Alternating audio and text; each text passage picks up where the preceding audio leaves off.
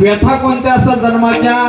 ज्या गर्भामध्ये आपण जेव्हा आईच्या होतो ना, आपण सगळेजण आपण जेव्हा आईच्या गर्भात होतो, त्या गर्भातल्या बाळाला काय व्यथा होतात? तर त्याच्यामध्ये फॅन लावलेला नसतो, एसी नसते, त्याच्यामध्ये त्या बाळाला निघण्यात